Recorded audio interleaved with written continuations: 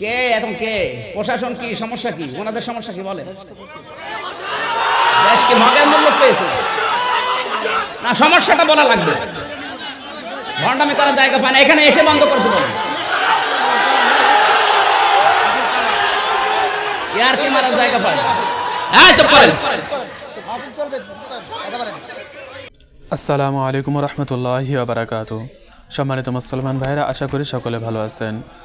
বর্তমান আমাদের বাংলাদেশে এমন একটা ফ্যাশন হয়ে দাঁড়িয়েছে যে কেউ যদি তাকে একটু সম্মান করে সে মনে করে যে আমি কত কিছুই না হয়ে গেছি, যার কারণে আজকে যারা একটু ক্ষমতা পেয়েছে, একটু তাদের হাক ডাক আছে, তারা মনে করে যে মাহফিলের মধ্যে আমি যদি বাধা সৃষ্টি করতে পারি তাহলে হয়তো দুনিয়ার মানুষ আমাকে সবাই ভয় পাবে, হয়তো আমি ফেরাউনের থেকে বড় রাজা হয়ে যাব, বড় ক্ষমতাধর হয়ে যাব।